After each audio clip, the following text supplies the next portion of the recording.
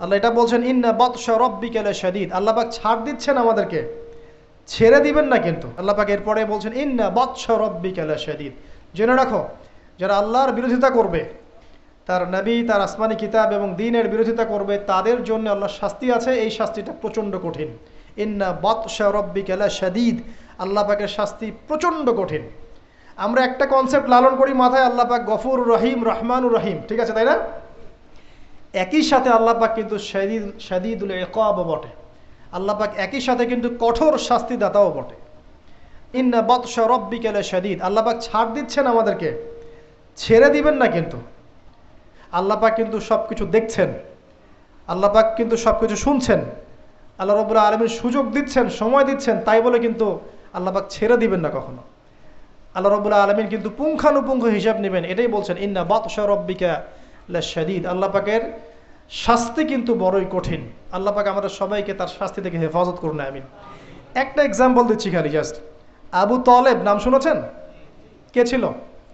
রাসূল সাল্লাল্লাহু আলাইহি ওয়াসাল্লামের চাচা। দীর্ঘদিন, বছরের পর বছর তিনি নবী সাল্লাল্লাহু আলাইহি ওয়াসাল্লামকে সাপোর্ট করেছেন। যদিও তিনি মুসলিম হননি, কিন্তু সাপোর্ট করেছেন, ফাইন্যান্সিয়াল সাপোর্ট, সোশ্যাল সাপোর্ট, তাকে সাপোর্ট দিয়েছেন।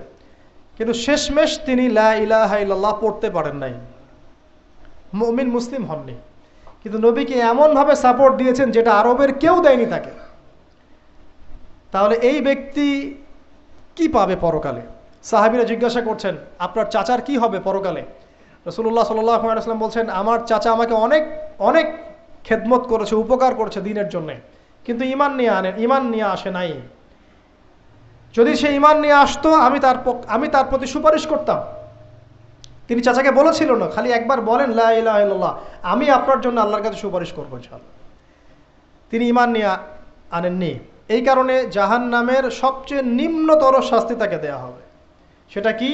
তাকে আগুনের এক জোড়া জুতা পরিয়ে দেওয়া হবে। আগুনের এক জোড়া জুতা। এই আগুনের এক জোড়া জুতাতেই নাউজুবিল্লাহ তার মাথার যে মগজ, এই মগজটা টকবক করে ফুটতে থাকবে। ইন্না বাতশা রাব্বিকা লাশাদীদ কিভাবে বুঝাবো? এটা হলো আবু তালেবের ব্যাপার। তাহলে যারা এখন প্রকাশ্যে ইসলামের এগেনস্টে কথা বলছে, কাজ করছে, সুন্নতের খেলাফ কাজ করছে, আমরা নামাজ পড়ছি না, সুদ খাচ্ছি, ঘুষ খাচ্ছি, দুর্নীতি করছি, আমাদের কি হবে? জাস্ট নিজের ফিকির করেন, ডান বাম সব ভুলে যান, নিজের কবরের ফিকির করেন। জাস্ট নিজের কবরের ফিকির করেন যে আপনি আমি কবরে গেলে কি করবো, এই ফিকির করেন। দেখবেন নিজে ভালো হলে সব ভালো হয়ে যাবে ইনশাআল্লাহ। নিজে ভালো হবে না, কিছুই ভালো হবে না। আল্লাহ পাক আমাদের সবাইকে আল্লাহর আযাব থেকে বাঁচান, আমিন। আল্লাহ পাক আযাবের কথা বলছেন, সাথে এটাও বলছেন ইন্নাহু হুয়া ইউবদিউ ওয়া ইউঈদ ওয়া হুয়াল গফুরুল ওয়াদুদ। আল্লাহ পাক কঠিন শাস্তিদাতা বটে, তবে আল্লাহ রাব্বুল আলামিন সব কিছু সৃষ্টি করেছেন, আবার তার দিকেই সব কিছু ফিরে আসবে, এবং তিনি হচ্ছেন পরম প্রেমময় একজন সত্তা। কেউ যদি আল্লাহকে ভয় করে ইনস্ট্যান্ট তওবা করে ফিরে আসে, তার জীবনে যত গুনাহ থাক আল্লাহ পাক মাফ করে দিবেন ইনশাআল্লাহ। আপনি যদি সারা জীবন শিরিক করে থাকেন, যেটা মহাপাপ, জুলমান আযীম, এখনই যদি তওবা করে ফিরে আসেন, আপনার সমস্ত পাপ তো আল্লাহ পাক মাফ করে দিবেনই, আপনার গুনাহগুলোকে নেকি দিয়ে পরিবর্তন করে দিবেন ইনশাআল্লাহ। তো আল্লাহ পাক প্রেমময়, ওয়াদুদ একজন সত্তা। তো আমরা আল্লাহ পাকের দয়া যদি চাই, আল্লাহ পাকের প্রেম ভালোবাসা চাই, তাহলে আল্লাহর মারিফত লাগবে না, আল্লাহকে চিনতে হবে না, আল্লাহর আনুগত্য লাগবে না, তার রাসূলের আনুগত্য লাগবে না, কোরআন সুন্নাহ ফলো করতে হবে না। এগুলো করার পর ইনশাআল্লাহ আমরা আল্লাহ পাকের রহমত পাবো ইনশাআল্লাহ। আমরা আশাবাদী। আল্লাহ পাক আমাদেরকে তার রহমত দিয়ে ঘিরে রাখুন, আমিন। ওয়া হুয়াল গফুরুল ওয়াদুদ যুল আরশিল মাজিদ। আল্লাহ পাক বলছেন তিনি মহান আরশের অধিপতি। আরশ সম্পর্কে একদিন বলেছি আমি যে এই কুরসিটাই মহাবিশ্বকে ঘিরে রাখছে। আর এই কুরসিটা আরশের তুলনায় এমন যে একটা মরুভূমিতে একটা ঢাল ফেলে দেন, একটা মরুভূমির মধ্যে একটা থালাকে ফেলে দেন, অনুপাতটা যেমন হবে, আরশ আর কুরসির অনুপাতটা এমন। আরশটা এত বিশাল যেটা 8 জন ফেরেশতা ধরে রেখেছে। তার উপরে আল্লাহ রাব্বুল আলামিন আরশে আযীমে সমুন্নত। তো সে আল্লাহকে চিনতে শিখুন, আল্লাহর আনুগত্য করতে শিখুন। আল্লাহ পাক তৌফিক দান করুন। ফাআলুল লিমা ইউরিদ। আল্লাহ পাক যা ইচ্ছা তাই করতে পারেন। হাল আতাকা হাদিসুল জুনুদ। হে নবী মুহাম্মদ সাল্লাল্লাহু আলাইহি ওয়াসাল্লাম, তোমার কাছে কি এই সেনাবাহিনীর খবর পৌঁছেছে? এটাকে ফেরাউন ওয়া সামুদ, ফেরাউন এবং সামুদের বিশাল পরাক্রমশালী এই ফোর্সের কথা তোমার কাছে কি পৌঁছেছে? এই আসহাবুল উখদুদের সেনাবাহিনীর কথাই বলেন, আর ওই যে ফেরাউন বা নমরুদ বা সামুদ আদ জাতির কথাই বলেন, এরা সবাই কিন্তু আল্লাহর গজবে ধ্বংস হয়ে গিয়েছে। আল্লাহ রাব্বুল আলামিনের কাছে সবাই তুচ্ছ, সবাই তুচ্ছ। আমরা আল্লাহ রাব্বুল আলামিনের ক্ষমতার কাছে তুচ্ছ।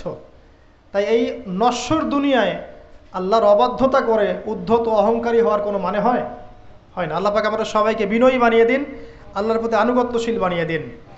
বালিল্লাযীনা কাফারু ফি তাকযীব, বরং যারা কুফরি করছে এরা তো মিথ্যা প্রতিপন্ন করছে। ওয়াল্লাহু মিন ওয়ারাইহিম মুহিত, আল্লাহ রাব্বুল আলামিন কুফফারদেরকে চতুর্দিক থেকে ঘিরে রেখেছেন। বাল হুয়া কুরআনুম মাজিদ, আর এই যে কথাগুলো বলা হলো এগুলো কোনো অলীক গল্প নয়, বরং এটা হচ্ছে কুরআনুম মাজিদ ফি লাউহিম মাহফুজ, যেটা লাউহে মাহফুজ থেকে নাজিল হয়েছে। আল্লাহ রাব্বুল আলামিন আমাদের সবাইকে এই সূরাটা থেকে শিক্ষা নেওয়ার তৌফিক দান করুন। খুব সংক্ষেপে যদি সামারি করি, তাহলে এই সূরার মধ্যে আল্লাহ রাব্বুল আলামিন বিশাল বিশাল বিষয়ের কসম করেছেন, এবং বিশাল বিষয়ের কসম করে আল্লাহ পাক বড় একটা ঘটনা বলছেন, যে ঘটনার মধ্য দিয়ে একজন যুবককে দিয়ে আল্লাহ রাব্বুল আলামিন পুরো কওমকে হেদায়েত করছেন। একজনের জীবনের বিনিময়ে আল্লাহ পাক পুরো জাতিকে হেদায়েত করলেন।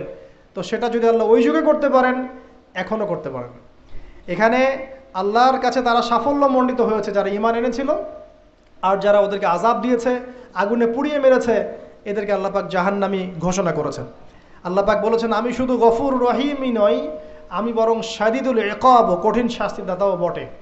ইতিহাস ঘেটে দেখো, ফেরাউন নমরুদ যত বড় বড় জুনদের অধিকারী যারা ছিল, এদেরকে কিন্তু এই পৃথিবীতে সাস্টেইন করতে দেওয়া হয় নাই। যারা আল্লাহর আনুগত্য দাসত্ব করেছে এদেরকেই আল্লাহ রাব্বুল আলামিন সম্মানিত পুরস্কৃত করেছেন। যারা করে নাই, তাকযীবের মধ্যে ছিল, এদেরকে আল্লাহ পাক ধ্বংস করেছেন। আল্লাহ রাব্বুল আলামিন বলছেন শেষে গিয়ে, এগুলো কোনো অলীক গল্প কাহিনী নয়, বাল হুয়া কুরআনুম মাজিদ, এটা হচ্ছে সম্মানিত মহিমান্বিত কোরআন ফি লাউহিম মাহফুজ, যেটা লাউহে মাহফুজ থেকে আল্লাহ রাব্বুল আলামিন পৃথিবীতে আমাদের জন্য নাজিল করেছেন। আল্লাহ সুবহানাহু ওয়া তাআলা আমাদের সবাইকে এই সূরাতুল বুরুজের মধ্যে যে ঘটনা, আসহাবুল উখদুদের ঘটনা, এখান থেকে শিক্ষা নেওয়ার তৌফিক এনায়েত করুন। আমিন। আল্লাহ পাক আমাদের সবাইকে প্রকৃত মুমিন মুসলিম হওয়ার তৌফিক দান করুন। আল্লাহ পাক আমাদের সবাইকে মধ্যমপন্থী হওয়ার তৌফিক দান করুন। রাসূলুল্লাহ সাল্লাল্লাহু আলাইহি ওয়াসাল্লামের সুন্নত মেনে চলার তৌফিক দান করুন। একই সাথে আমরা দোয়া করি আল্লাহ পাক তার শাস্তি থেকে আমাদেরকে হেফাজত করুন এবং তার রহমতে আমাদেরকে অলংকৃত করুন। আল্লাহ রাব্বুল আলামিন যেন আমাদের সবাইকে মাফ করে দেন এবং কোরআনওয়ালা বানিয়ে দেন, সুন্নতওয়ালা বানিয়ে দেন, দ্বীনের জন্য কিছু করার তৌফিক আল্লাহ পাক দান করেন। আমিন। ঈমানের উপর দৃঢ়তা, ইস্তেকামা আল্লাহ পাক দান করেন। আমিন। আমি এই বলে আমার সংক্ষিপ্ত আলোচনা শেষ করছি। সুবহানাকা আল্লাহুম্মা বিহামদিকা আশহাদু আল্লা ইলাহা ইল্লা আনতা আস্তাগফিরুকা ওয়া আতুবু ইলাইক। আসসালামু আলাইকুম ওয়া রাহমাতুল্লাহ।